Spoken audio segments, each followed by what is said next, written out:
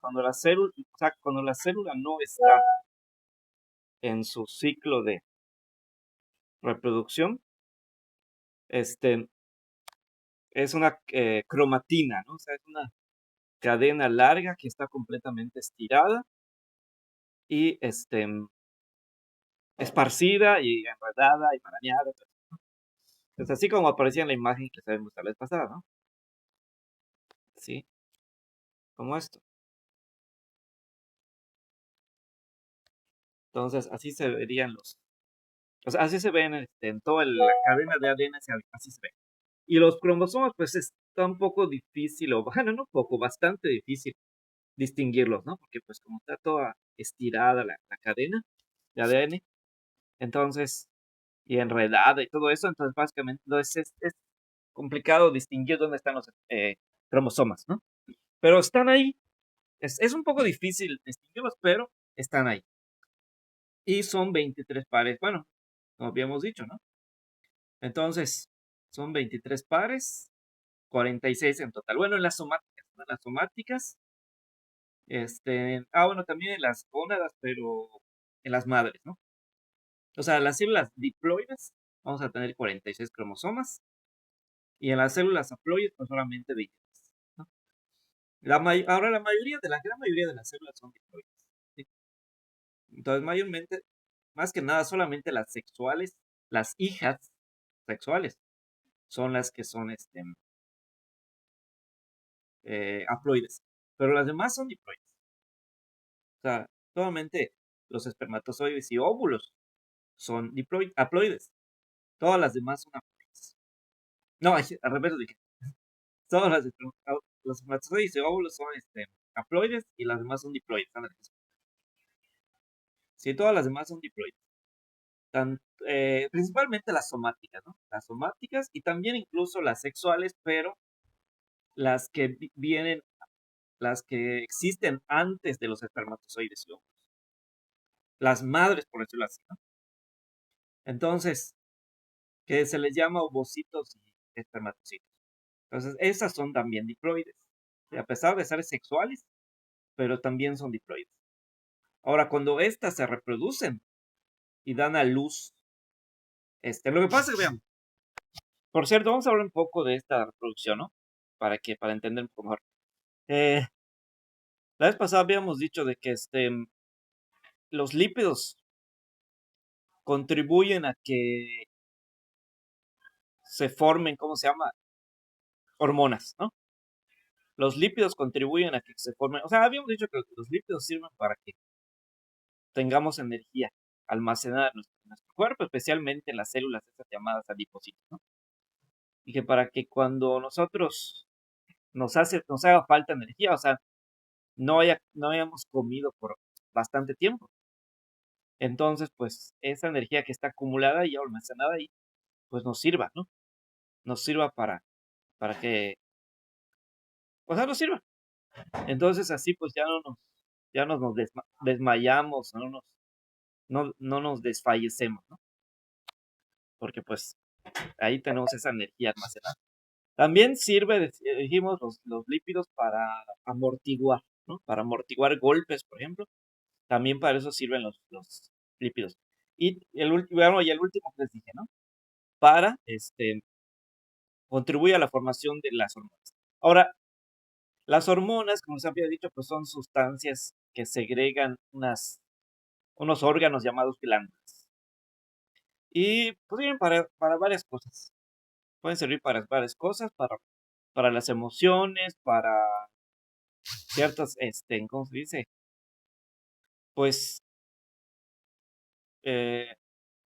ahí no sé cómo decía esto, para estados que uno tenga, por ejemplo, para el sueño, para regular el sueño,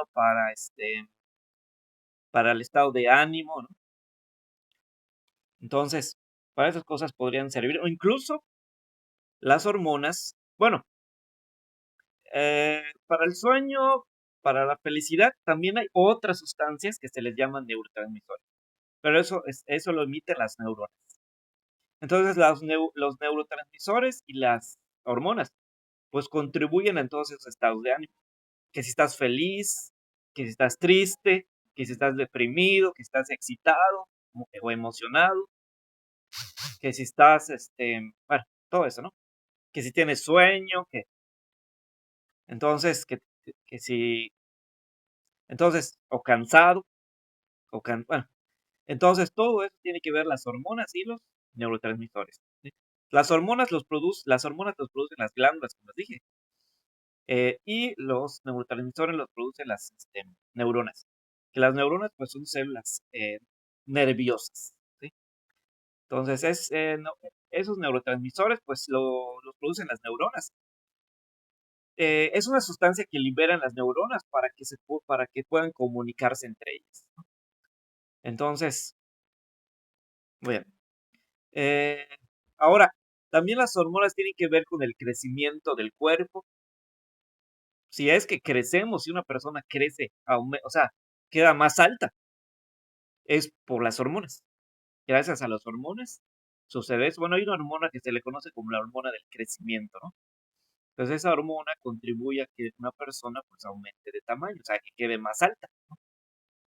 Ahora también podría ser, entonces puede decir que quiere decir que las personas, que, o sea, esas que están así bajitas, ¿no? Entonces, eh, no tienen suficiente de esta hormona y por esa razón es que no, o sea, no aumentan así mucho, ¿no?, su tamaño, ¿no? O sea, quedan así como niños, por decir, ¿no? Porque pues no tienen suficiente de estas hormonas para que puedan crecer. Entonces, por esa razón se quedan así, ¿no? Bajitos. Entonces, o al revés, hay personas que tienen exceso de esta hormona y están altísimas, ¿no? Entonces, de hecho, este, un padecimiento que se le conoce, pues, no es muy común, pero se le conoce como gigantitis, que es con una persona crece y crece y crece y, o sea, hay unos casos así medio raros, ¿no? Pero que personas que han tenido este padecimiento. Lo pueden checar en internet, en YouTube, ¿no? Este, que, por ejemplo, un niño, o sea, era un niño, tenía apenas 7, 8 años y ya tenía una altura, o sea, anormal, ¿no? O sea, estaba demasiado alto, o sea, nadie creía que tenía esa edad. ¿Por qué? Porque pues tenía este padecimiento, ¿no? Padecimiento conocido como gigantitis. Y entonces, a los 8 años ya se veía como un adulto, ¿no? Ya tenía la estatura de un adulto. Entonces, imagínense, 8 años, luego 10, 12 años, 15 años, ya se veía bastante alto, muy, muy alto. Entonces, ya ah, llegó a medir como, creo que como, no sé si llegó a los 3 metros o más, creo. Creo que sí, algo sí. Pero el caso es que sí, sí quedó bastante alto. Entonces, no hay algo que regule esta hormona y por esa razón esta hormona simplemente, este, o sea, no tiene regulación esta hormona, entonces por esa razón la persona crece y crece y crece y crece y crece y crece y crece, ¿no? O sea, aumenta de tamaño, aumenta de tamaño, aumenta de tamaño. Ahora bien, también las hormonas contribuyen a la reproducción, porque ¿cómo es que se reproduce una persona? Bueno, primero, para que una persona se reproduzca necesita entrar en la etapa del desarrollo. Este, porque, pues obviamente, por ejemplo, los órganos sexuales, necesitan madurar, ¿no? Entonces, o sea, obviamente o sea, si los órganos sexuales no maduraran, pues no va a ser posible la reproducción, ¿no? O sea, si para siempre tuviéramos los mismos, o sea, nuestros órganos sexuales estuvieran igual, ¿no? Que, que como estamos, lo son cuando somos niños, pues nunca, no va a ser posible la reproducción, ¿no? Porque estos, pues, órganos no están maduros, no pueden realizar las funciones de reproducción, ¿no?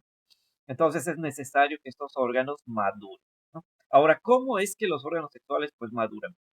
Pues gracias a las hormonas. Hay una hormona que es liberada por el cerebro, bueno, sí, por allá una parte ahí, bueno, está el cerebro. Entonces, es una glándula ahí que está ahí en una parte del cerebro, en un extremo ahí del cerebro. Libera una hormona y entonces esta hormona es la que contribuye para que los órganos sexuales puedan madurar. Entonces, ahorita vamos a ver específicamente eso. Ahorita les voy a mostrar este,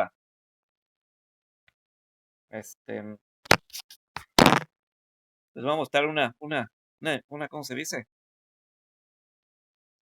Una, una imagen, ¿no? Una infografía, ándale, una infografía. A ver, ¿dónde estaba?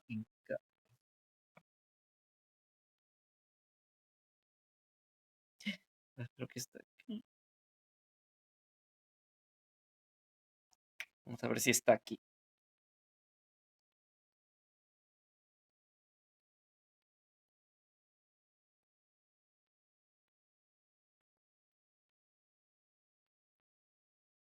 A ver, creo que es este. Sí, creo que sí. Sí es. Sí, sí es.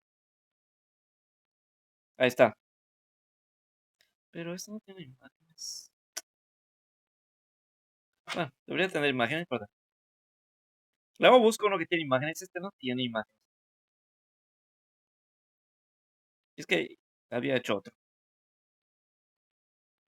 Ahorita se los comparto.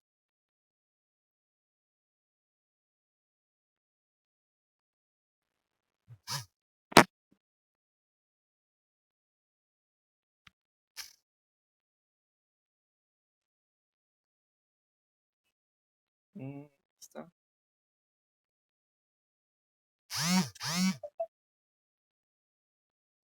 Ya está. Entonces, aquí dice.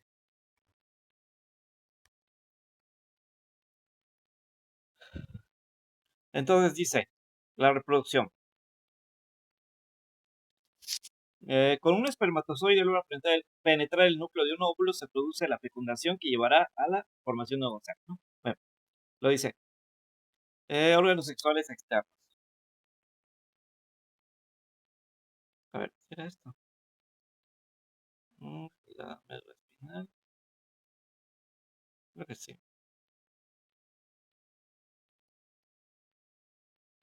Es que había.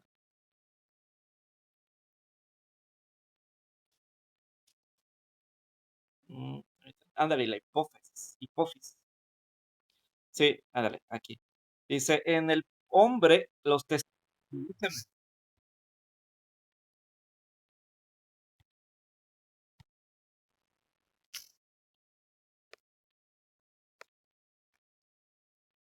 En el hombre, sus testículos producen millones de espermatozoides. En los, ¿qué? En los túbulos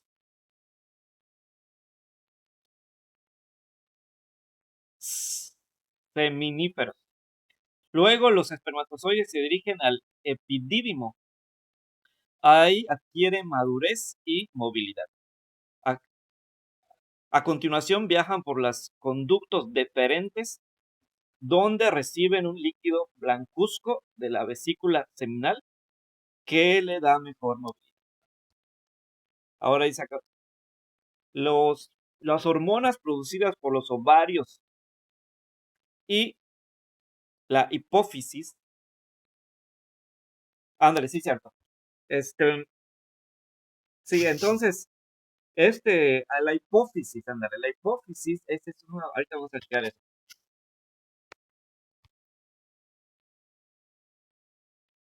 para que vean, hipófisis,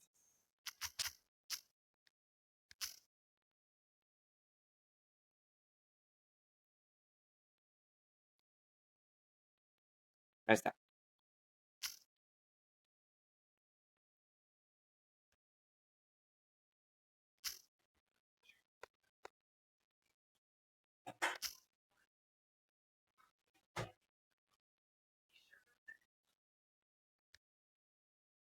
Ahí está.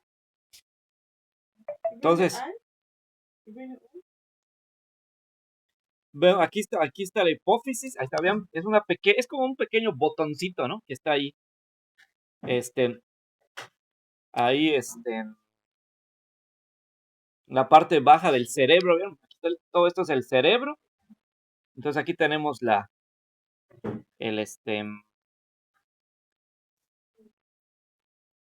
glándula pineal, el cerebelo, bueno, esto sería la médula espinal, entonces la médula espinal, protuberancia, bulbo raquídeo, ándale, bulbo raquídeo, sí, todo esto, el bulbo raquídeo.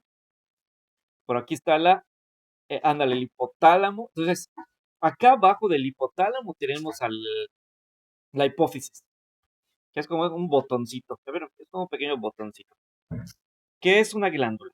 Entonces esa hipófisis es la que segrega hormona, o sea, la hormona femenina o masculina. Entonces, esa hormona que libera la hipófisis va, va a actuar sobre los órganos sexuales. Y entonces estos órganos sexuales, a su vez, entonces van a empezar pues, a madurar. Esta dice, las hormonas producidas por los ovarios y la hipófisis permiten y regulan el ciclo menstrual. Ahí está. Entonces, esta hormona que se produce ahí en la hipófisis va a activar los órganos sexuales. En el caso de la mujer, pues los ovarios. En el caso de los hombres, sus testículos. Y a su vez, estos órganos sexuales van a producir hormonas también. Entonces, y en el caso del hombre, pues sería, ¿qué? La testosterona. Y en el caso de la mujer, pues sería la progesterona, ¿no? Testosterona y eh, progesterona. Del hombre es la testosterona y de la mujer es la progesterona. Bueno, entonces, y entonces estas hormonas van a contribuir a que a que allí en el interior de esos órganos sexuales empiezan a producir células sexuales. O sea, bueno, no es que, bueno, sí se empiezan a producir, pero no es que empiezan a producir, empiezan a madurar las células sexuales. Lo que pasa es que estas células sexuales ya estaban ahí desde el nacimiento. Las gónadas ya se encontraban ahí desde el nacimiento de la persona, ¿no? Pero no estaban maduras. O sea, solamente eran unas gónadas diploides. Eran simplemente unas células madre, por decirlo así, ¿no? Entonces, células sexuales madre. Vendrían siendo los ovocitos y espermatozoides, que son células que todavía no han madurado, o sea, no han, no se han duplicado, por lo tanto, pues todavía no han producido pues espermatozoides ni óvulos. Entonces, solamente son espermatozoides y ovocitos.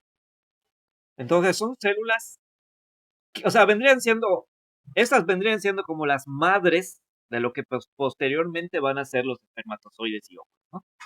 Entonces, todavía los niños, ¿no? Los niños pequeños, o sea, los bebés y niños todavía no tienen espermatozoides, todavía no tienen espermatozoides, solamente tienen espermatocitos. Y en el caso de las niñas, pues igual, en sus óvulos todavía no tienen, en sus ovarios, mejor dicho, todavía no tienen óvulos, sino tienen ovocitos, ¿sí? Entonces, solamente estas células sexuales tienen.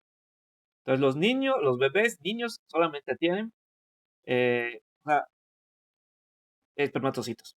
Y las niñas, bebés y niñas, solamente tienen ovocitos. Ya después, ya después cuando venga esto de la acción de la hipófisis, ya con esta hipófisis segregue la hormona, les dije, y active entonces, y actúe ahí, ¿no? sobre estos órganos sexuales, sobre los óvulos y los testículos. Es cuando entonces estos ovocitos y espermatocitos van a empezar ahora a duplicarse, van a empezar a reproducirse por medio de la meiosis que vimos ayer. ¿Sí? Entonces, estos espermatocitos y ovocitos que al principio pues no se reproducían, solamente estaban ahí estancados, por decirlo así.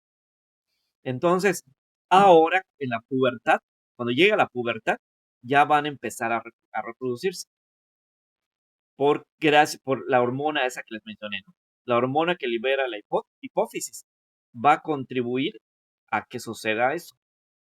Entonces, esto gracias a la hormona esta que se agrega a la hipófisis y que activa los testículos y óvulos, entonces, gracias a eso va a suceder. Entonces ya los espermatocitos y ovocitos van a empezar a reproducirse, a duplicarse. Y entonces, y entonces van a producir la meiosis, perdón. Entonces cada espermatocito va a producir 4 espermatozoides. Y cada ovocito igual, ¿no? Va a producir 4 óvulos. Entonces, y ya cuando estos óvulos ya están completamente formados, entonces se van a ir, bueno, el caso de la mujer dice que libera un óvulo cada mes, ¿no? Entonces, cada mes, cada mes se van a ir formando estos, óvulos, en el caso de la mujer, y van a ser liberados. Entonces, y es cuando sucede lo que se le conoce como la menstruación, ¿no? De las mujeres. Y en el caso de los hombres, pues, ahí, pues, siempre se están produciendo millones de espermatozoides, ¿no? Entonces, no hay que digamos que cada mes o cada cierto tiempo, no. Ahí siempre se están produciendo estos espermatozoides. Entonces, y los espermatozoides y óvulos habíamos dicho que son haploides, ¿no? Mientras que las madres, mientras que las madres son diploides, las hijas son haploides, ¿no? Bien, entonces, es esto. A ver, ¿qué iba a decir?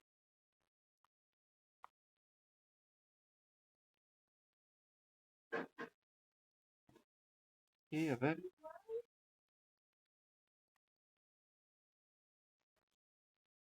Ah, sí. Entonces,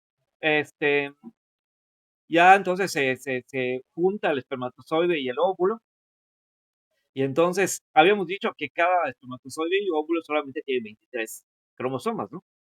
Pero ya cuando se juntan estos dos, ya se produce una sola célula con 46 cromosomas. O sea, una sola célula que está compuesta por el espermatozoide, los 23 cromosomas del espermatozoide y los 23 cromosomas del óvulo.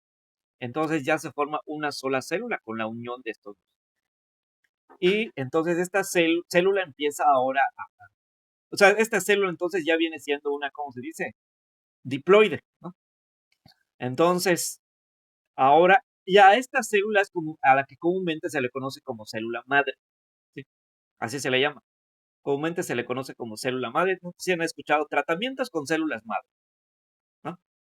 Hay muchos tratamientos médicos actuales que son en base a células madre. ¿Qué son esos? ¿Y qué son esas células madre? Pues son esos. Son es una célula que se forma con la unión de un espermatozoide con un óvulo. Entonces, eso viene siendo la célula madre. Y ¿por qué se le llama así? Porque esta célula va a empezar a duplicarse por medio de la mitosis. Y entonces va a producir otras millones de células. O sea, entonces a partir de esta célula que se produjo por la unión de un espermatozoide y un óvulo, entonces esta célula va a producir millones de otras células. Bueno, billones, ¿no? No millones, billones de otras células. Entonces, por eso se le dice así, por eso se dice célula madre, porque ella es la base de todas las otras células que van a surgir después, ¿no? Entonces, de repente esta célula se duplica y salen dos, Entonces, se duplica esta célula y salen 2 nuevas células. Luego, de estas 2 que salieron, salen otras 2, y luego otras 2 y así, ¿no? Y cuando veamos, ya tenemos un montón de células. Y entonces estas células que se van formando, se van uniendo y van formando, ¿qué? Pues tejidos, ¿no? Y luego de repente varios de estos tejidos, entonces se agrupan y forman órganos, ¿no? Entonces ya empieza a salir ahí por ahí un corazón, ¿no? Un hay, ajá, hay pulmón, bueno, pues, ¿no? Riñón. Entonces ya conforme se vayan agrupando estas células, ¿no? Entonces, así como los átomos, ¿no? Cuando se agrupan, pues forman moléculas, ¿no? En el caso de las células, igual, como se agrupan, van formando tejidos y a su vez estos tejidos forman órganos, ¿no? Bueno, entonces, y así de repente ya empieza a aparecer un hueso, ¿no? Entonces, ya aquí ya empieza a formarse, pues sí, la cabeza, el cerebro, bueno. Entonces, cuando veamos, pues ya empieza a aparecer un nuevo ser, ¿no? Un nuevo ser vivo, un nuevo organismo. Entonces, y así conforme estas células se van duplicando, ya este ser vivo, pues ya va, pues, desarrollándose más, ya va teniendo, pues, más órganos, más partes, ¿no? De su cuerpo. Entonces ya va teniendo, pues, más cabeza, que ojos, ¿no? Que nariz, que todo eso, ¿no? Entonces ya de repente ya le sale un brazo, ¿no? Ya le empieza a salir un brazo, pues, los dedos ahí de una mano, unos brazos, o sea, digo, unos brazos, una manos, o muñeca, ¿no? Los dedos, todo eso, ¿no? Y entonces así, conforme se van duplicando todas estas células, se van multiplicando estas células, entonces se van formando estos órganos, ¿no? Todos los órganos. Y ya entonces ya el ser vivo, o sea, eso, ya va teniendo forma de un ser vivo, ¿no? De una persona, de un gato, de un perro, bueno, de lo que sea, ¿no? Entonces, pero todo eso contribuye ¿qué contribuye a eso? Pues el ADN, ¿no? Acuérdense, el ADN, ahí se guarda toda la información de los antepasados de este nuevo ser que se va a formar. Información de la madre, del padre y pues de sus parientes, ¿no? Los hermanos de la madre, los hermanos del padre, los papás de la madre, los papás del padre, etc., ¿no? Toda esa información se va guardando allá en esa cadena del ADN, específicamente en los llamados genes, ¿no? Muy bien, entonces las enzimas que van produciendo este nuevo ser, ¿de dónde va? ¿Cómo ellas saben cómo formar a este ser? ¿Cómo las enzimas que tiene el ADN saben cómo formar a este ser? Pues por la información que está ahí guardada. Entonces, acuérdense, y hay información que es, ¿cómo se dice? Eh, se me olvidó cómo se dice. Como fuerte y débil. Ahí se me olvidó, tenía su nombre. Este, se me fue el nombre. Hay una . Que es se me fue el nombre. Se me fue completamente. Vamos a decirle fuerte y débil. Aquí tiene su nombre, pero se me olvidó. Sí, entonces, eh, entonces, hay una información que es fuerte, entonces, por lo tanto, esa información va a afectar en cómo las enzimas produzcan el aspecto físico de esa persona, ¿no? Entonces, por ejemplo, resulta que se guardó información sobre, no sé, sobre el color del cabello, o sobre, no sé qué, sobre los brazos o X. Entonces, resulta que hay una información que resultó más fuerte, es que tenía su nombre, se me olvidó ahorita. No, más fuerte que otra. Entonces, pues entonces quiere decir que así se va a formar el ser. las enzimas pues así lo van a producir.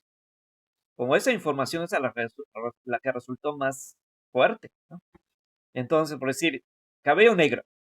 Entonces, resulta que ahí, que esta persona tenía antepasados que tenían el cabello, no sé, de diferente color, ¿no? Pero la mayoría, tenía el cabello negro. Entonces, o simplemente ese color, por cierta forma, por X o por Y razón, resultó ser la más fuerte.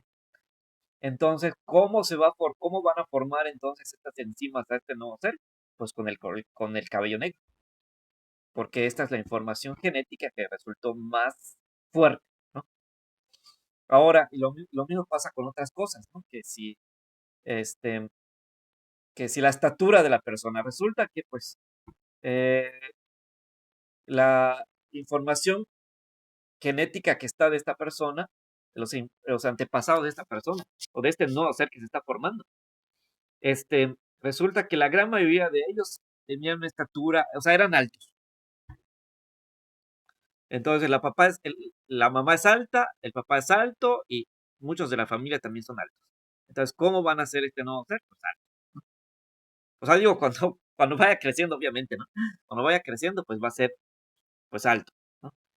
Entonces, o, o al revés, ¿no? Que pues la mayoría pues eran personas de estatura baja. Entonces, y solo como uno o dos personas o X eran altas.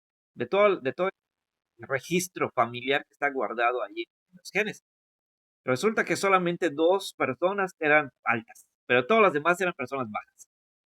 Entonces, ¿cómo se va a formar este ser? Pues dependiendo de la información que resulte fuerte, ¿no? Pues resultó fuerte que el ser bajo.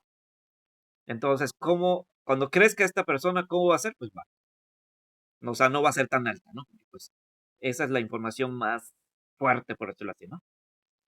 Entonces, así, según la información más fuerte que se guarda en los genes, así se va informando este nuevo ser.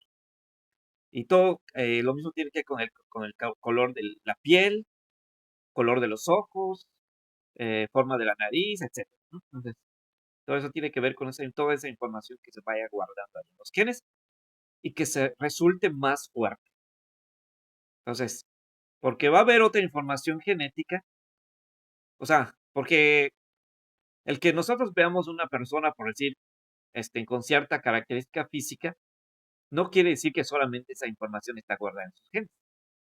Podría haber información en sus genes, podría haber información guardada en sus genes que nosotros no lo veamos físicamente, ¿no? Entonces, no se ve físicamente, pero está en sus genes. Podría estar en sus genes. Por decir, tal vez esa persona, este, sea baja, pero quizás ahí en sus genes está guardada que, que algunos antepasados sean altos. Entonces, pudiera ser entonces que aunque él sea bajo, algún hijo que tuviera, llega a tener un nieto o descendiente que llega a tener, fuera alto. Entonces, o al revés, ¿no? O viceversa. Si él es alto, podría ser que tuviera un hijo que sea bajo, ¿no? No sé, o no sé, cosas, ¿no? Entonces, o si es moreno, si es güero, o lo que sea, o sea, es de piel clara, entonces también, ¿no? O sea, resulta que eh, se casa una persona que es morena con una persona que es güera, entonces, de repente, pues esa persona nace, o sea, ajá, nace y crece con la piel, clara o morena. ¿Por qué? Pues porque esa información es la que resultó más fuerte, ¿no? Pero aún así está guardada la otra información también en sus genes. Entonces, aunque él sea clara de color, pero pudiera ser que alguno de sus hijos sea moreno, ¿no? Entonces, bien, entonces, bueno, y así entonces va formando el nuevo ser, ¿no? Entonces, todo esto tiene que ver con esa información que se vaya a guardar. Por cierto, vamos a ver entonces, y esto este conocimiento lo descubrió sí, un científico que se conoce como, este, ¿cómo se llama? Ahí lo dice en la guía, ahí te les digo. Era ay, se me da su nombre.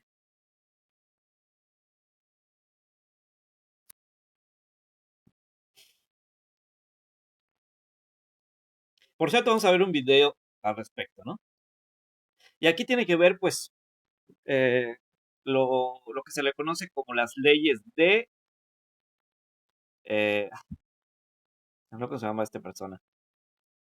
Era,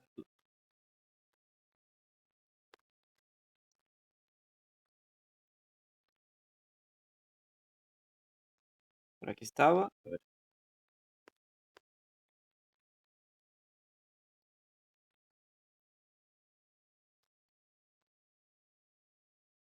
Ándale, Mendel, no me acordé. De Mendel, sí, sí, cierto. Mendel se llamaba, Gregor Mendel. Entonces, este Gregor Mendel es el que descubrió esto de los genes. Y cómo, pues hay algunos que son, ay, me acuerdo igual cómo se llamaba. Los débiles son los recesivos. Los débiles o aquellos que es como que se esconden, por decirlo así, ¿no? O sea, que no se manifiestan físicamente la persona. Y los que sí se manifiestan, los fuertes, por decirlo así, son ¿qué? Los dominantes, ándale, los dominantes. Entonces tenemos a los genes dominantes y a los genes recesivos, ándale. Entonces los dominantes son los que se van a mostrar, se van a manifestar en la persona. Pero los recesivos no se van a mostrar. O sea, van a estar ahí guardados en los genes, pero no se van a manifestar. Entonces, eh, sin embargo, podría ser que, como les dije, en algún descendiente sí se manifiesta. Entonces, en la persona no se manifiesta, ¿no? Pero en algún descendiente que esta persona llegara a tener, pudiera ser que sí se llegaran a manifestar estos genes. ¿Sí? Bien, entonces, y entonces este Gregor Mendel estableció estas leyes, ¿no? O sea, entonces, y fue creando unos cuadros que se les conoce como cuadros de Punnett, algo así se llamaba. Entonces, creo que sí, cuadros Punnett. Y entonces, ahí fue estableciendo esto. Ahorita vamos a ver para que lo entiendan. Ahorita vamos a ver esta parte. Entonces, eh, fue estableciendo estos cuadros de cómo quedarían estos genes, o sea, cómo quedaría la persona, ¿no? Si se juntara este gen recesivo y este otro gen dominante. O si se juntaran dos genes dominantes, ¿cómo quedaría la persona, o sea, el nuevo ser? ¿Cómo sería el nuevo ser si se juntaran dos genes recesivos o se juntaran dos genes dominantes o si se juntara un dominante y un recesivo?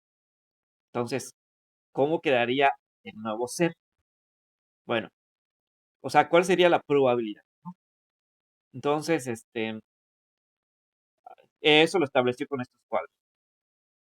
Bueno, entonces, bueno, ahora bien, antes de esto, quería mostrarles estamos diciendo de los cromosomas, ¿no? Entonces, los cromosomas, cuando la célula no está en su etapa de reproducción, pues como dijimos, es una cadena, ¿no? Es una cadena larguísima y los cromosomas pues casi no se pueden distinguir porque están todos enredados ahí en esa cadena, ¿no? Entonces pero ya después en la fase S es cuando estas, estas secciones de la cadena de ADN se replican, o sea, les sale un extra, por decirlo así, ¿no? Entonces, y luego se van enrollando, se van condensando, y entonces ya se van viendo como les habíamos dado ahí la vez pasada, ¿no? Ya van adquiriendo esta forma así. ¿Sí? Esta forma así. Porque ya le salió una réplica, ¿sí? Al principio no existía, solamente existía uno de estos. No, el otro no existía. Entonces era un par, pero era un par de cromosomas, o sea, son 23 pares, ¿no? Pero esos 23 pares solamente tienen uno de estos brazos. El otro brazo no existía. El otro brazo existió hasta la fase S, o empezó a existir hasta la fase S del ciclo celular. Pero antes de ese ciclo no existía el otro brazo, solamente existía uno de ellos. Y por cierto, esos brazos se les conoce como cromátidas, ¿no? Entonces, solamente una cromátida existía, no las dos. Entonces quiere decir que todos los 23 pares de cromosomas al principio solamente tenían una cromátida, pero ya después, en la fase S, ya empiezan a tener doble cromátida. Bien.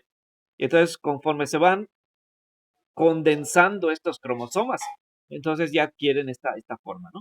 Bien. Entonces, y aquí vemos sus partes, ¿no? Como os había dicho ayer, acá en el centro, o sea, el centro se le conoce como centrómero, y luego aquí en ese centrómero tenemos unos orificios, ¿no? Tenemos unos orificios que se llaman cinetócoros. Bien. Y luego, aquí los extremos, en este caso este extremo que vemos aquí se le conoce como telómero. Ese es un telómero, y luego el otro también es otro telómero. Bien, muy bien, entonces, bien, ahí está. Entonces estos son los cromosomas ya cuando la célula ya empieza a reproducirse, ¿no? Ya cuando la célula pasa la mitosis en la profase, ya los cromosomas ya se ven completamente de esta forma.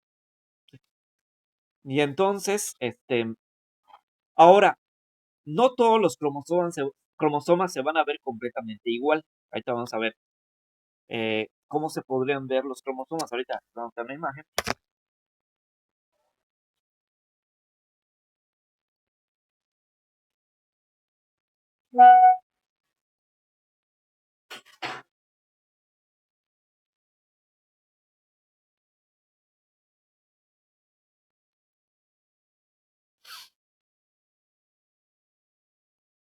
Ándale, está bien. Ahorita les voy a mostrar esta imagen para que vean.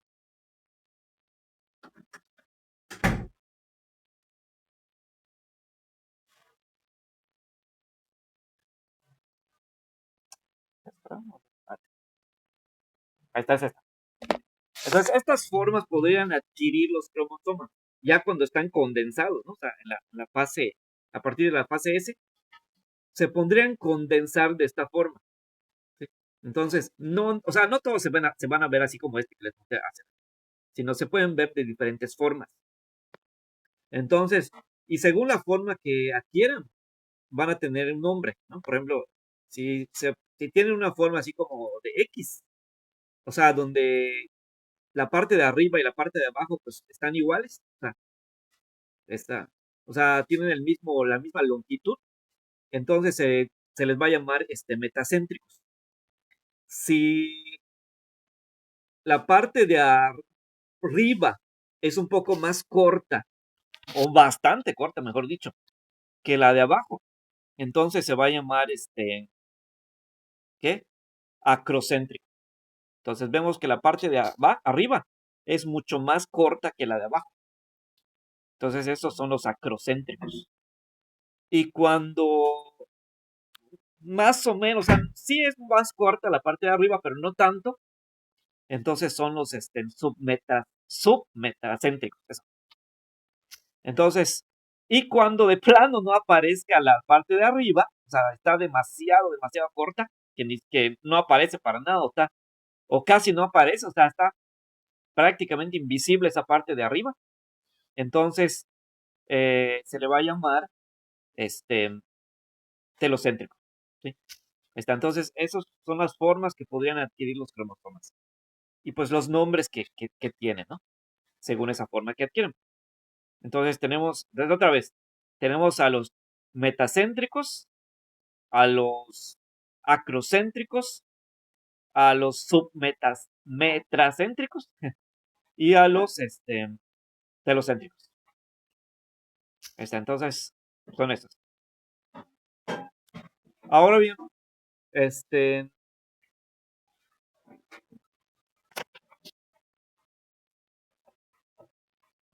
ahorita les muestro, ahorita voy a buscar otra imagen.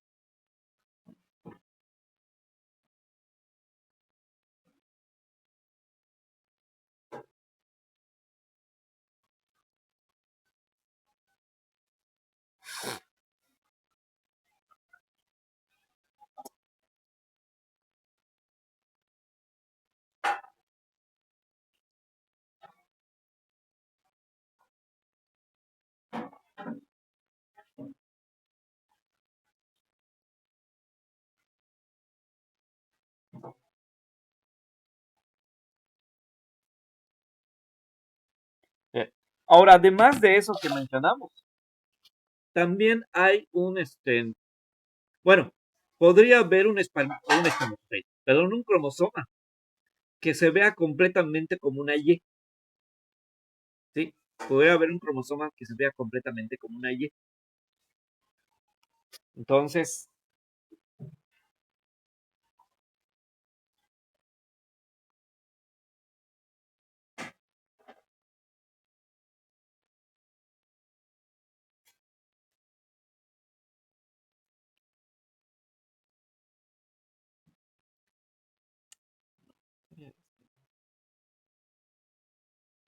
bueno,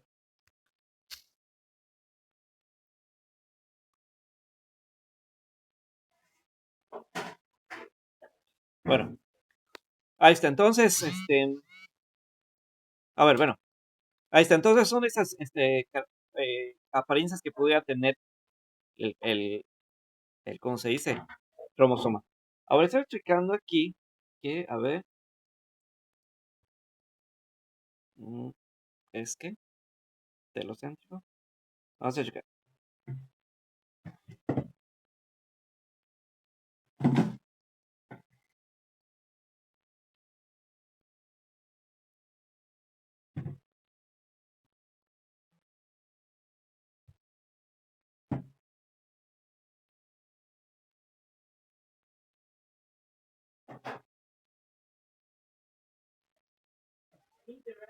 Ah,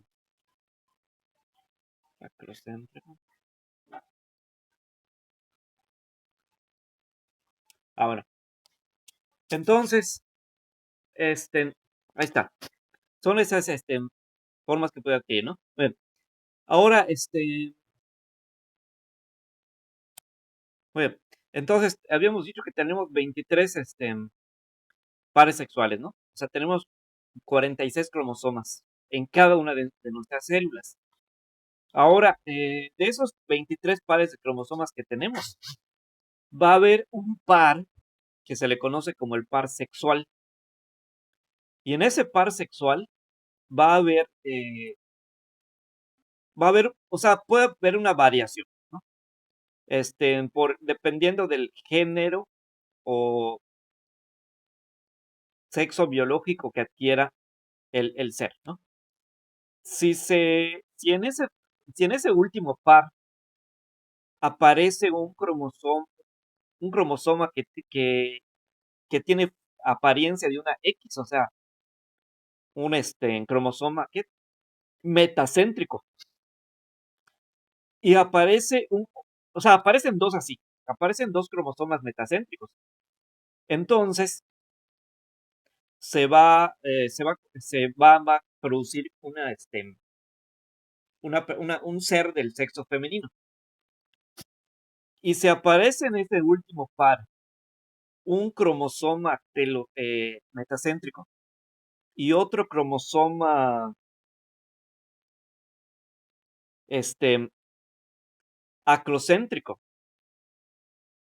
Entonces se formaría un varón, o sea, un ser del sexo masculino. Entonces ese par sexual es el que define el sexo biológico.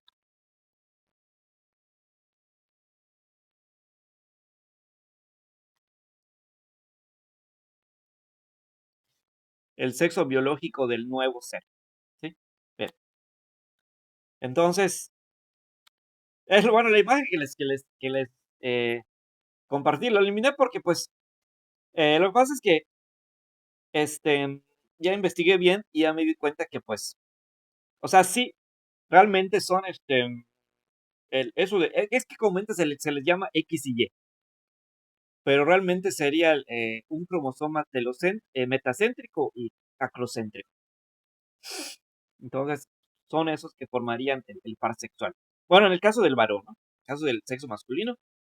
Y en el caso del sexo femenino, pues serían dos metacéntricos. ¿Sí? Entonces, ahorita les voy a mostrar esto para que vean.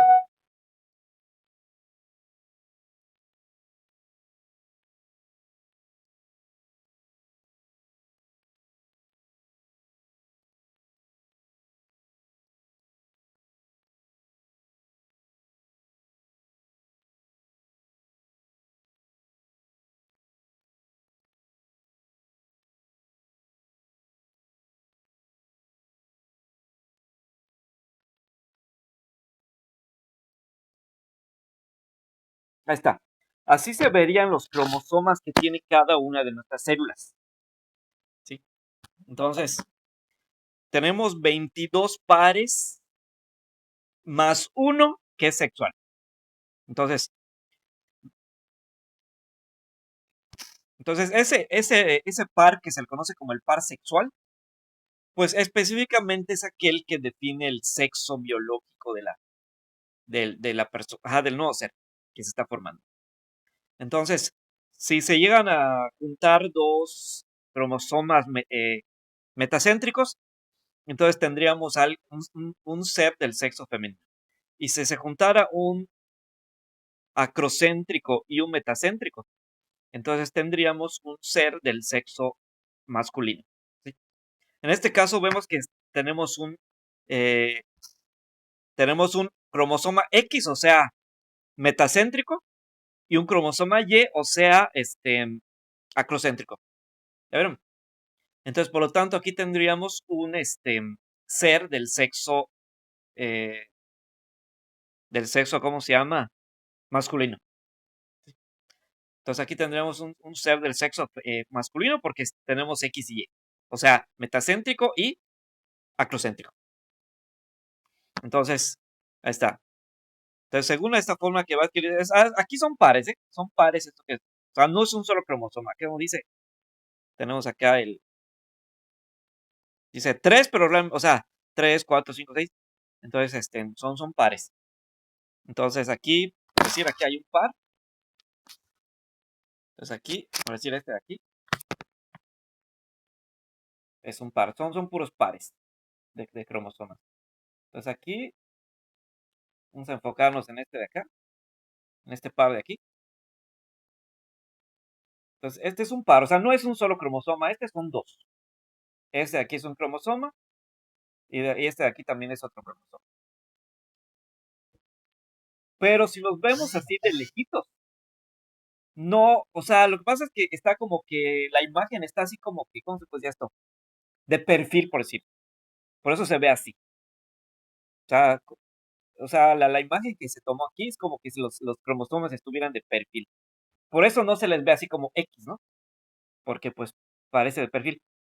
Entonces, se da de cuenta que nosotros agarramos este cromosoma de aquí y lo giráramos, ¿no? Le diéramos la vuelta. Y entonces, en lugar de ver todo es así como está aquí, solo veríamos esta parte de aquí, ¿no? Porque está como que lo giraron, ¿no? Entonces, como que giraron este cromosoma y solamente observamos la parte de adelante. Entonces, pero realmente sí tiene los dos bracitos. O sea, esto sí tiene los dos bracitos. Pero no se le ve el otro brazo porque está de perfil la imagen. Entonces, pero si nosotros volteáramos estos cromosomas, entonces ya veríamos el otro bracito. Entonces, si yo viro este cromosoma de aquí, ya entonces ya vería el otro brazo. Entonces esto lo voy virando, entonces ya aparecería el otro brazo. Entonces ya aparecería algo así, ¿no? Ya se vería algo así. Entonces, pero como está así de perfil, entonces por esa razón no se puede ver el otro brazo. Pero aquí son dos, pero realmente aquí tenemos dos cromosomas, no una más. Entonces, ahí está.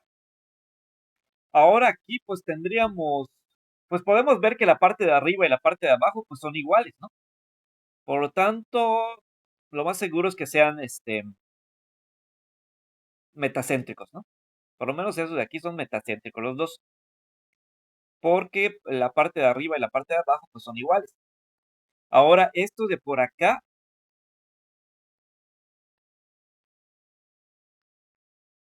esos del el par, por ejemplo, 18. Observen este par 18 y se van a dar cuenta que estos, el de arriba ya es como que más corto, ¿no? Entonces, la parte de arriba es como que más, o sea, si nosotros llegáramos a virar estos cromosomas, entonces ya veríamos la otra cromátida, ¿no? Entonces ya quedaría algo así. Entonces ya veríamos la otra cromátida. Pero así como está de perfil, por eso no se logra ver la otra cromátida. Pero sí son dos, ¿eh? Sí son dos cromátidas. Son dos cromátidas, solo que la otra no se alcanza a ver. Entonces, y si nos damos cuenta, la parte de arriba, o sea, ¿cómo se le llama eso? Eh, el brazo corto. El brazo corto es más, bueno, precisamente es más corto que que el de abajo, ¿no? Entonces, a diferencia de la otra, si se dan cuenta de la otra que me hemos puesto, los dos brazos están, o sea, el de arriba y el de abajo, como que están tienen la misma longitud, ¿no? Entonces serían metacéntricos. Pero este de aquí no. El de arriba es un poco más, bastante más corto que el de abajo. Por lo tanto, podría ser, podría ser acrocéntrico. Podría ser acrocéntrico. O podría ser el otro, podría ser submetracéntrico. Porque sí es bastante corto. ¿Sí? ¿Notan la diferencia? Y aquí vemos que la longitud del de arriba y el de abajo se ve igual, ¿no? Se ve bastante igual. Pero de aquí no. Aquí el de arriba sí se ve muy corto que el de abajo. Mucho más corto que el de abajo. Entonces podría ser submetracéntrico. O el otro podría ser. Sí, podría ser submetracéntrico. O acrocéntrico. Bueno, entonces, vamos a ver.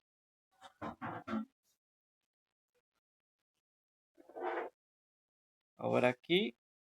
Ahora si observamos estos.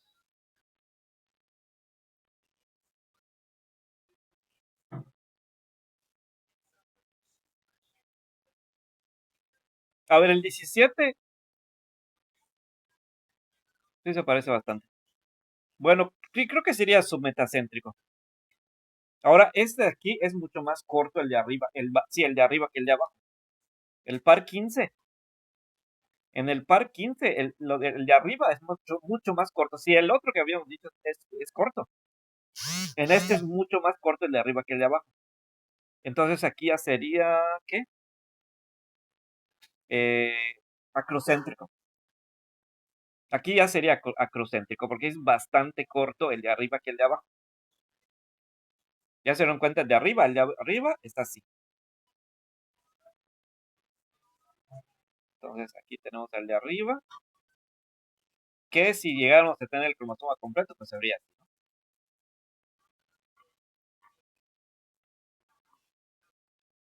Pues más o menos así vería.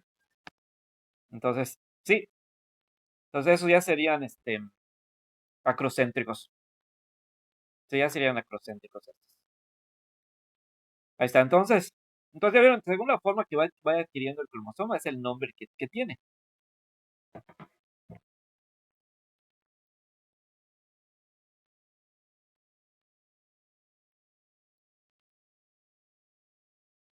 Bien,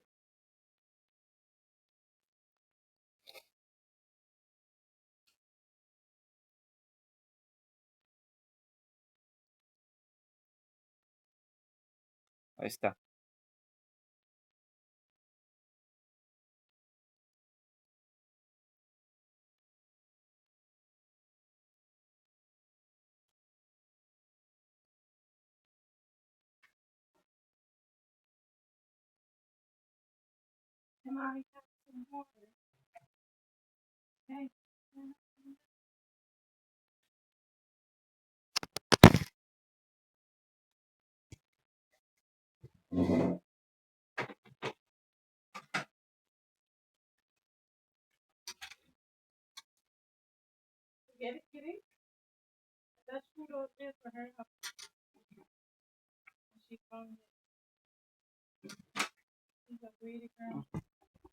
Bien.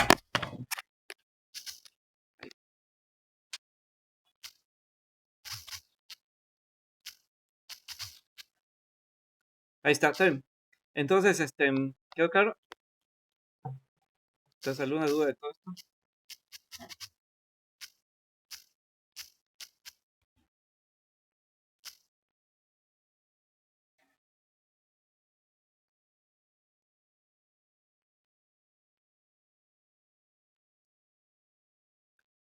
Muy bien. Entonces, ahora sí, estaba diciendo de las leyes de Mendel, ¿no? Entonces, Mendel es el que descubrió cómo actúan los genes y todo eso. Entonces, estableció unas leyes. Se les conoce como las leyes de Mendel. Entonces, vamos a ver.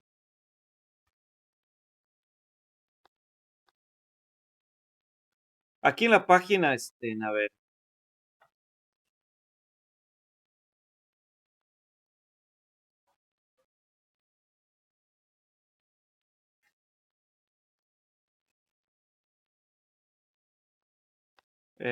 La página 33, ahí pueden ver de la guía que siempre les mando.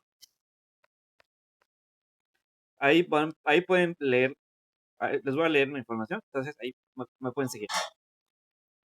Ahorita les comparo otra vez.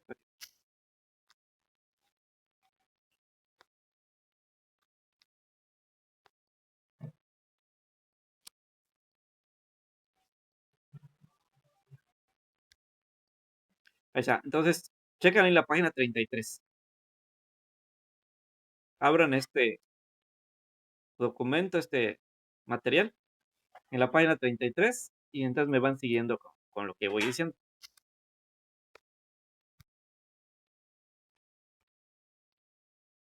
Bueno, entonces vamos a leer esa página 33. Dice, como se había explicado, en la fase S de la interfase ocurre la duplicación de la cromatina o cromosoma en estado descondensado. Por eso es que el cromosoma adquiere esa famosa apariencia de X. Nota, pero no todos los cromosomas tienen la misma apariencia.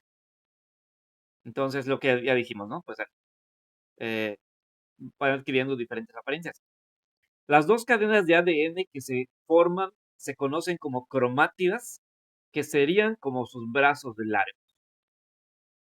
Cada cromátida contiene el mismo gen, pero puede haber una variación entre estas. A dicha variación se le da el nombre de alelo. Si los alelos o genes de cada cromátida son iguales, se tiene un par homocigoto. Pero si son diferentes, entonces tenemos un heterocigoto. ¿En qué sentido pueden ser iguales o diferentes? Veamos. Entonces, dice, para saber las diferencias de un gen es importante conocer dos factores, el genotipo y el fenotipo. Ajá, lo que pasa es que tenemos eh,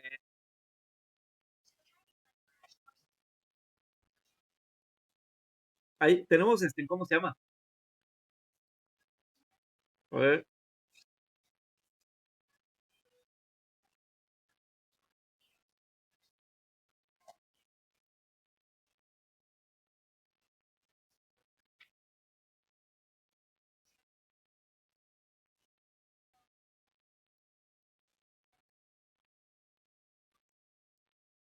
a ver, a ver,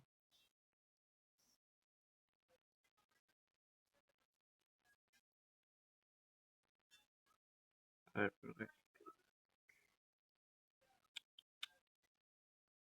a ver. Tenemos tenemos dos o sea, nuestros cromosomas están en pares, ¿no? Como habíamos dicho. Nuestros cromosomas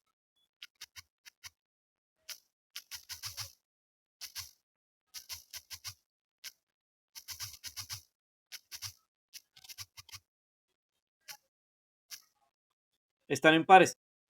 Tenemos, ¿cuántos cromosomas dijimos? 23 pares de cromosomas, ¿no?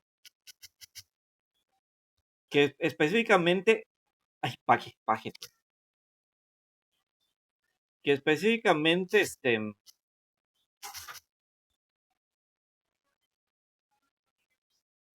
o sea, que forman 46, ¿no? Bien. Eh, y como habíamos dicho, pues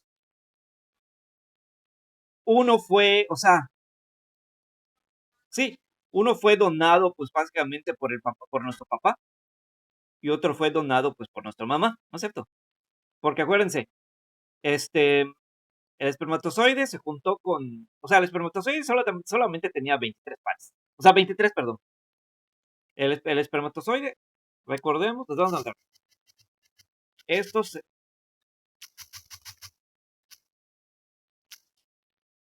o sea, unos fueron donados por nuestro padre y los otros por la madre, ¿no? Por nuestra madre. Entonces,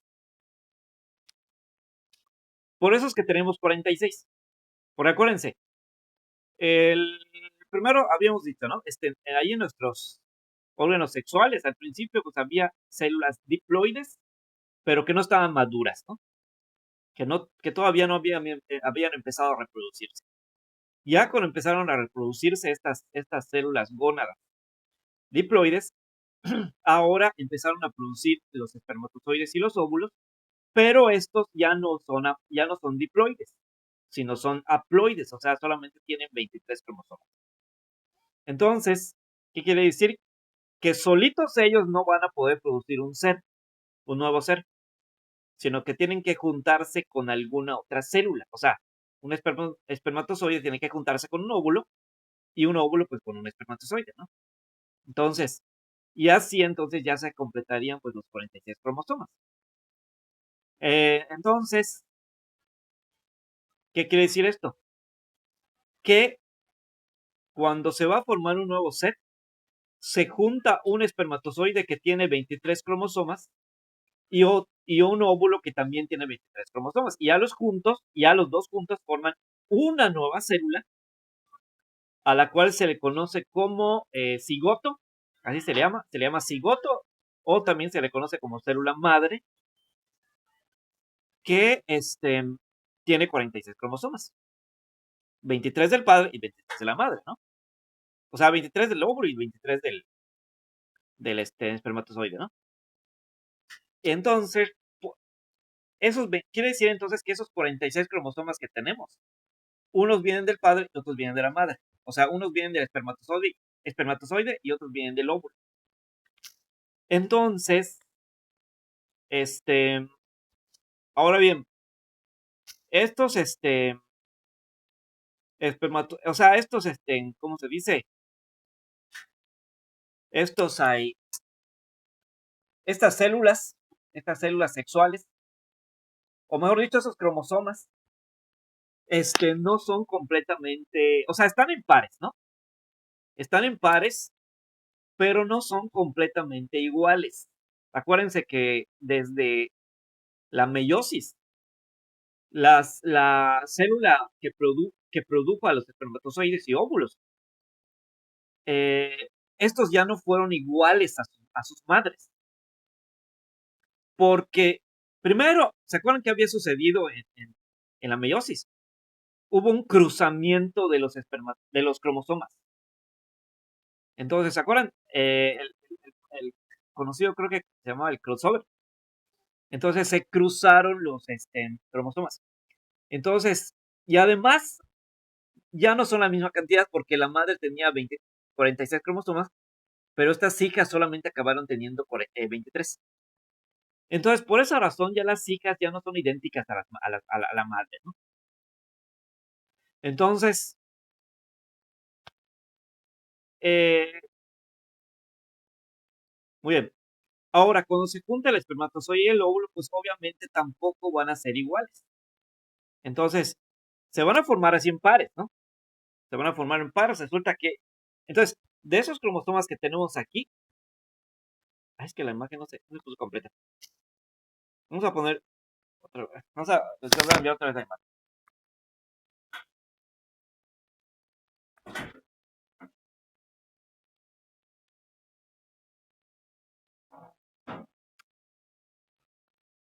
No se ve completa. Bueno, no se ve completa, no sé por qué. A ver, no se ve completa.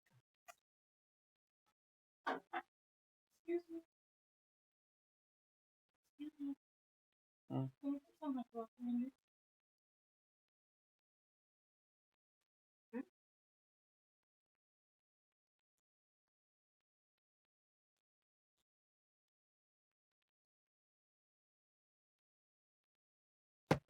No touch it. No touch it.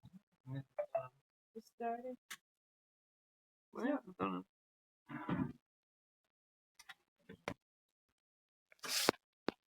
Ajá, entonces de estos 23 pares que tenemos, uno fue donado por el espermatozoide y otro fue donado por el óvulo. Entonces, por decir, vamos a poner acá.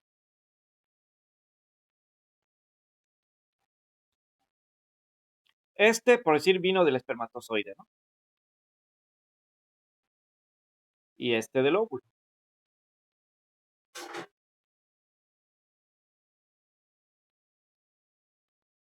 El espermatozoide, el óvulo, espermatozoide, óvulo, etcétera, ¿no? Entonces, así sería. Entonces, uno de estos, de todos esos que están en pares, uno vino del espermatozoide y otro vino del óvulo. Entonces, le puse ahí una E y una O, ¿no? Entonces, uno, por decir de acá al principio, viene del espermatozoide. Y su compañero vino del óvulo. Uno del espermatozoide y su compañero del óvulo, y así. Entonces, bueno, aquí lo repuse mal. Del óvulo. Y luego del espermatozoide y del óvulo. Espermatozoide, óvulo, y así. Espermatozoide y óvulo. Ay, no me deja poner la boca. Bueno, óvulo. Espermatozoide y óvulo, ¿no? Espermatozoide y óvulo. Espermatozoide, óvulo, etc. Entonces, así entonces están los cromosomas. Entonces, uno vino del padre y otro vino de la madre.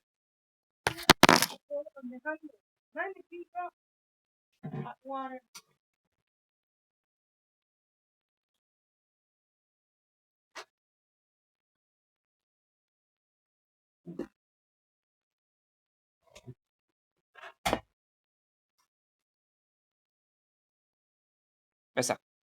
Entonces, ya vieron. Entonces, de esos 23 pares que tenemos, cada par está constituido por un cromosoma que vino del padre y otro que vino de la madre. O sea, uno que vino del óvulo y otro y uno que vino del espermatozoide y otro que vino del óvulo. Así está. Entonces, ¿qué quiere decir? ¿Serán igualitos estos, cada uno de los cromosomas que forman cada uno de los pares? ¿Qué creen? Entonces, serán iguales, serán completamente iguales.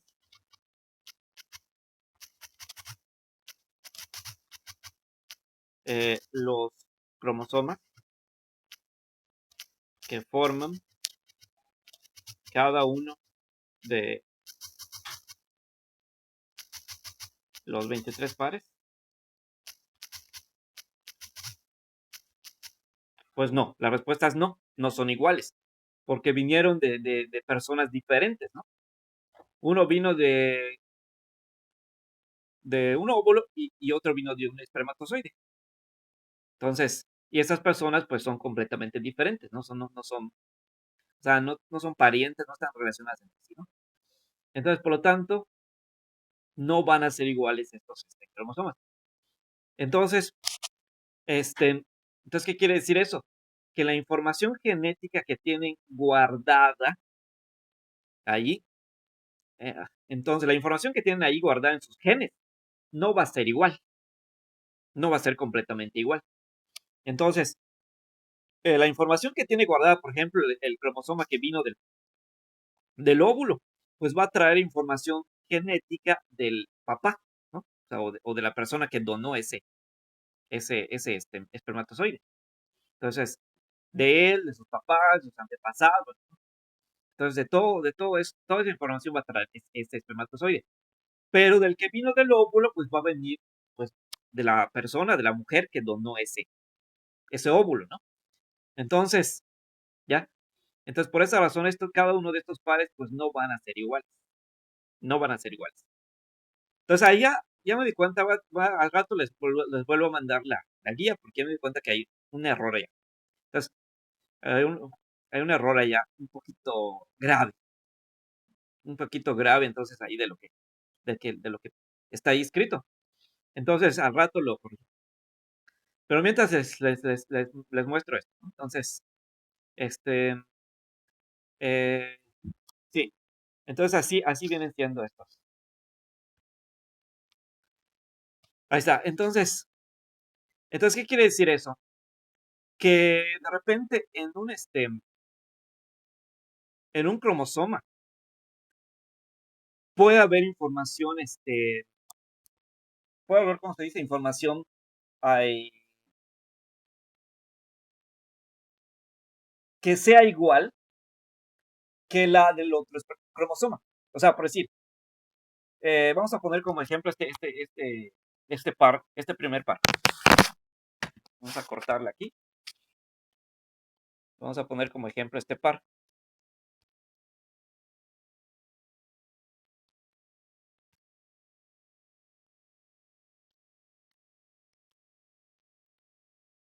Ay, bueno, por decir este par de acá. Este par de aquí, pues, obviamente, como dijimos, uno vino del espermatozoide. Un cromosoma vino del espermatozoide y el otro vino del óvulo, ¿no? Entonces, la información que tenga, pues no va a ser igual. No va a ser igual. Ahora bien, sin embargo, pudiera ser que por casualidad, ¿no? Sí coincida en cierta forma en algunas cosas. Por ejemplo, y entonces, resulta que ahí alguna información que traiga, por ejemplo, el cromosoma que viene del papá, sea dominante. Y alguna información que traiga el del óvulo sea, o sea, por decir, suponiendo que se quiere, obviamente se intenta aquí formar un nuevo ser, ¿no? Entonces, resulta que empiezan ahí ahí las enzimas allá, ¿no? Que están produciendo este nuevo ser o intentando producir este nuevo ser. Entonces, se dan cuenta que, por decir, en un par, entonces hay, por decir, información por decir, ¿qué podría ser? No sé, del cabello. Entonces, se quiere producir el cabello, ¿no? Del nuevo ser. O sea, el hijo de estas dos personas, ¿no? Entonces, se quiere producir el cabello de esta persona.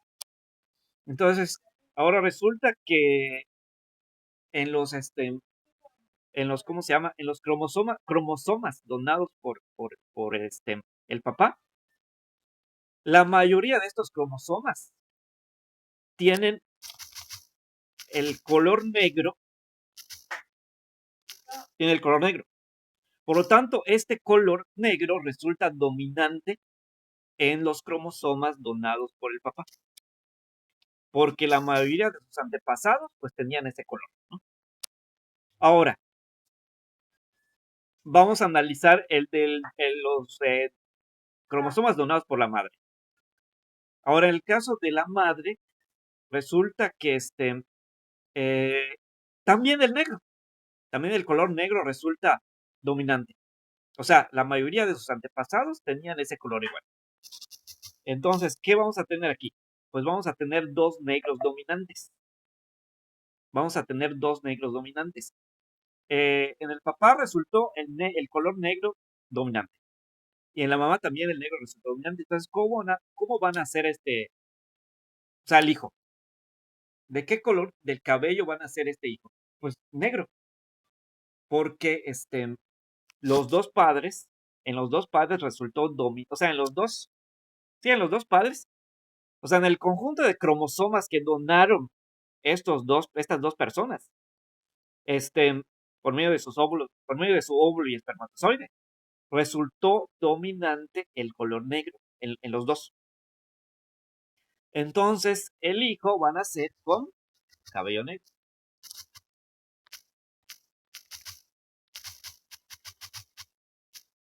Van a nacer con cabello negro. ¿Sí? El hijo va a nacer con cabello negro porque esa es la característica que resultó dominante, ¿no? Ahora, vamos a suponer que vamos a suponer lo siguiente. De los espermatozoides donados por el papá, el negro resulta dominante. Ahora bien, en el caso de la mamá, pues no tiene un color dominante. O sea, está como que revuelto. O sea, hay como que varios colores allá en los cromosomas donados por la madre. Entonces, no hay un color que digamos dominante, ¿no? Entonces, por lo tanto, sin embargo, sí hay en cierta abundancia, por decir, el color rubio. El rubio no es dominante, pero sí como que en cierta forma aparece más o menos, ¿no?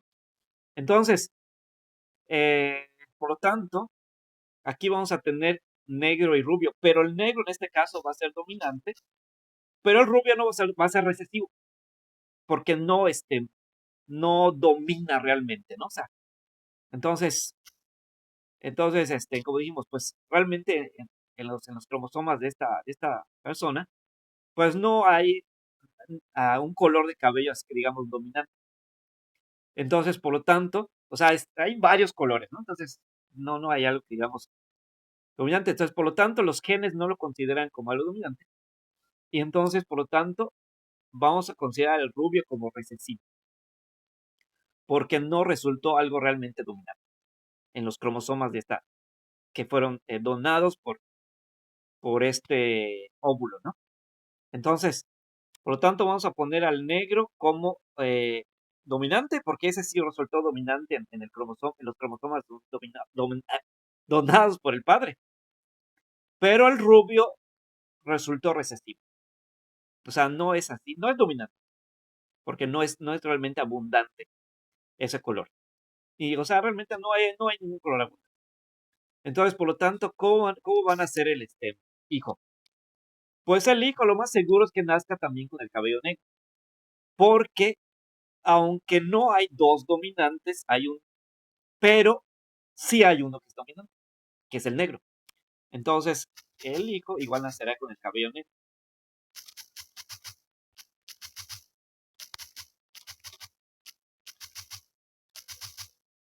Porque sí resultó ese color dominante, ¿no? Entonces, ahora, ¿qué pasaría si de repente esta persona de aquí ahora crece, ¿no? O sea, se vuelve adulto y todo eso. Y entonces ahora él tuviera hijos, nietos, bueno. Esta persona que en sus genes tiene negro y rubio, o sea, negro como dominante y rubio como recesivo. Ahora, esa persona se casa, ¿no? O sea, tiene hijos. Y entonces, ¿cómo van a nacer sus hijos? Bueno, dependiendo de la pareja que consiga, ¿no? Si si se casa con una persona que tiene igual el negro dominante, entonces, pues lo más seguro es que todos sus hijos o la mayoría de sus hijos nazcan con el cabello negro, ¿no? Pero si se casa con una persona que tiene el rubio recesivo, o bueno, vamos a decir el rubio dominante. El rubio dominante.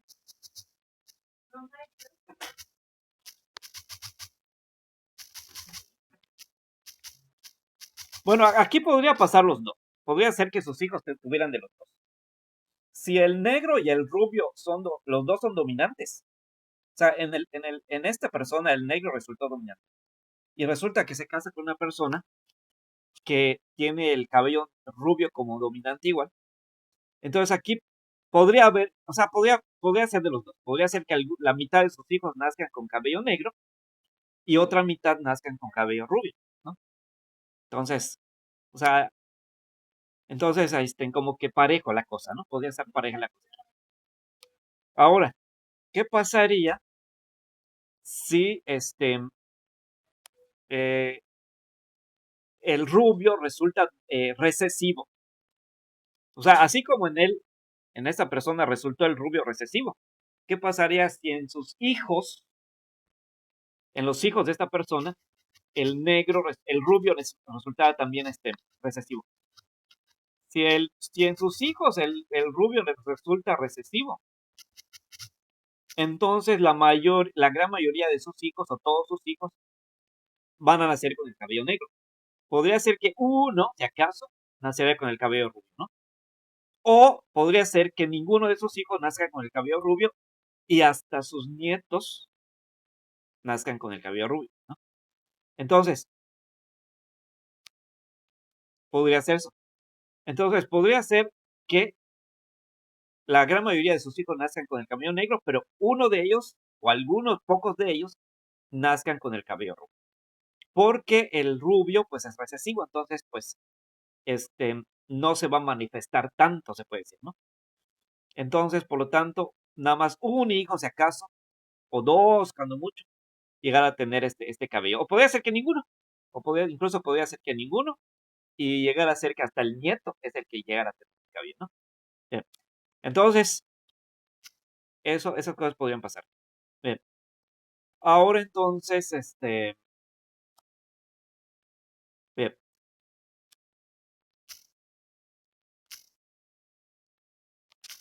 De hecho, aquí creo que lo puse mal. A ver. Bueno, vamos a poner acá mejor rubio y rojo. A ver, no, lo puse mal.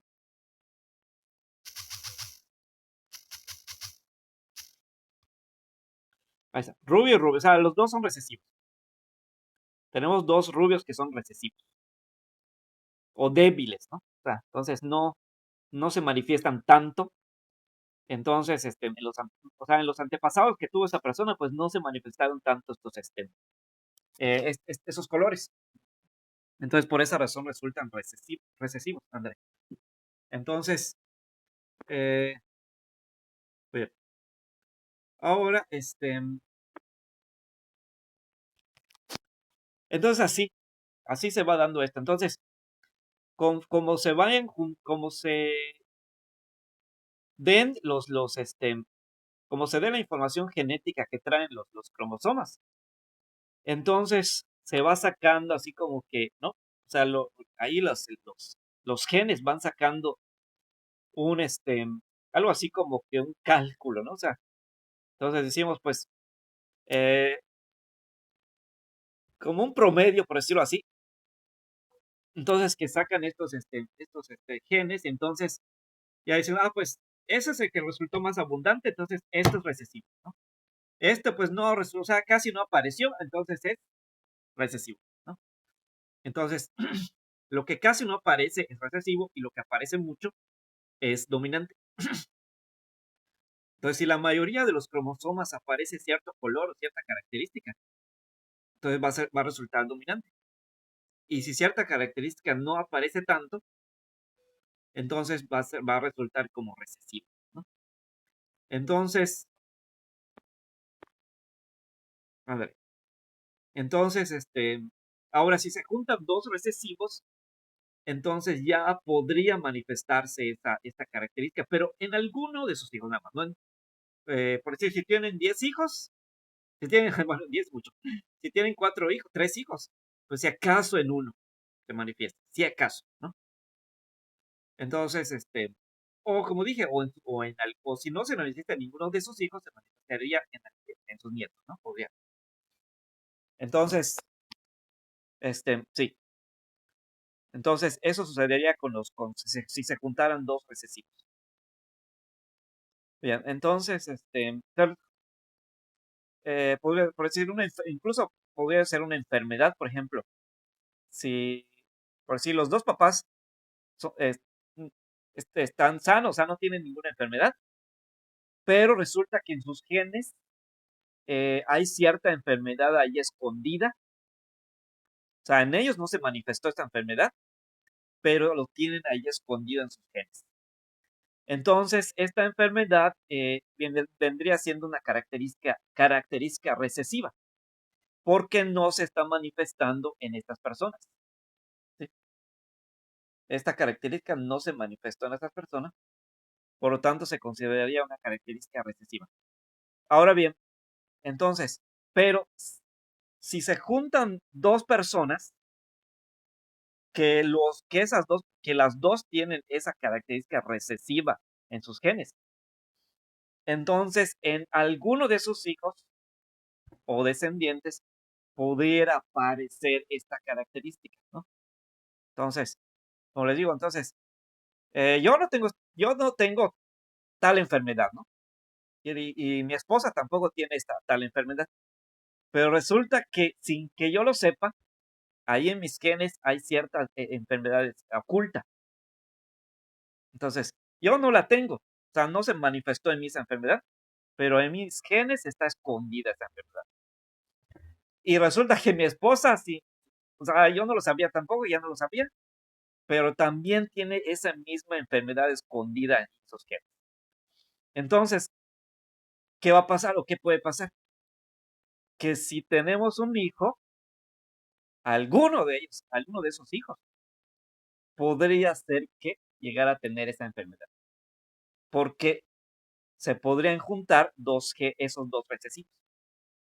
Entonces podría juntarse estas dos características recesivas y entonces en ese hijo podría aparecer esa enfermedad, ¿no?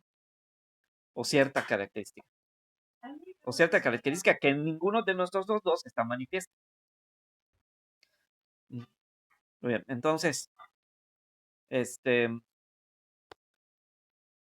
ahora, ¿qué pasaría si yo tengo un gen recesivo? Por decir, tengo en mis genes tengo cierta enfermedad o cierta característica recesiva, pero me caso con una persona que no tiene nada, o sea, no tiene eso, no tiene ninguna de esas características recesivas que yo tengo. Entonces, pues es muy poco probable que esa enfermedad o esa característica se manifieste, porque en mi pareja, pues no está manifiesta esa, o sea, no está, ¿cómo se dice? O sea, no aparece esa característica, ni siquiera como recesiva, ¿no? O sea, no está manifiesta y tampoco aparece, está escondida en su ser. Entonces, por lo tanto, pues es muy poco probable que llegáramos a tener un hijo que tuviera cierta enfermedad, ¿no? O cierta característica. Entonces, porque, pues, aunque yo sí tengo esa característica oculta, pero como la persona, mi pareja, pues no la tiene para nada, o sea, no la tiene para nada en sus genes, ni manifiesta ni oculta, no la tiene. Entonces, no va a aparecer esta enfermedad porque, pues, solamente mi recesivo la tiene. Entonces, o sea, yo como gen recesivo lo tengo, pero pues no, se va a debilitar. Se va a debilitar bastante, entonces no va a aparecer. No va a aparecer en ninguno de mis hijos. Pero si me caso con una persona que sí tiene ese gen recesivo, entonces sí es hasta cierto punto probable. O sea, tampoco es así que digamos muy probable, pero sí hay cierta probabilidad de que sí se manifieste esa enfermedad. Porque en ese caso, pues ya son dos recesivos. Ya no solo es el mío, sino también del de mi pareja. Entonces, como ya son dos recesivos, entonces como que ese recesivo, como que ya se fortalece en cierta forma, ¿no? Y entonces ya podría ser que en algún hijo, sí aparezca. Ahora, si es que llegara a aparecer, no es muy probable que aparecieran todos los hijos, porque es recesivo, es hasta cierto punto débil, ¿no? Entonces, pero sí podría aparecer por lo menos en uno. No en todos, pero sí hay la probabilidad de que aparezca por lo menos en uno de ellos. Entonces, ahora, ¿cuál hijo? ¿Será el primero? ¿Será el segundo? Pues quién sabe. Eso sí, no lo sabemos, ¿no? Entonces, este, ahora, sí. Muy bien, entonces, así viene siendo esto. Entonces, esto lo estableció, todas estas leyes que digo, lo estableció Mendel, que te comenté, Gregor Mendel. Y empezó a trazar unas tablas, unos cuadros, que les decía que se les conoce como cuadros Punnett, ¿no?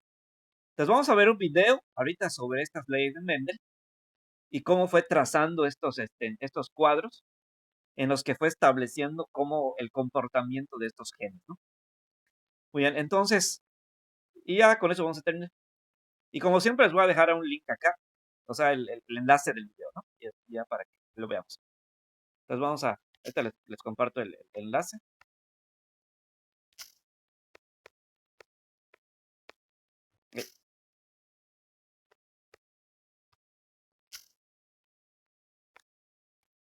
Ahorita les comparto el enlace.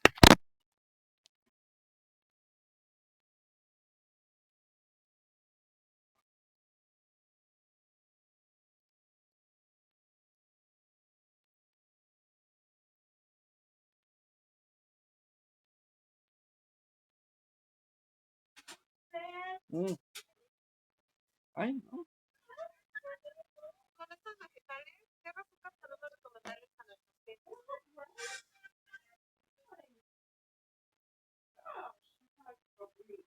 Ya almost finished. Just show a video.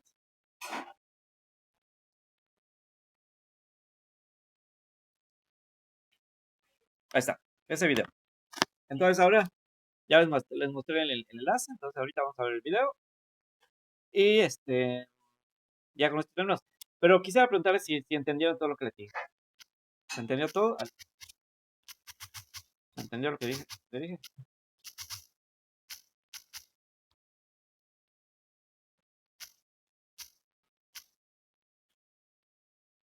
¿O hay dudas? ¿No hay dudas? Bueno, creo que no, ¿verdad?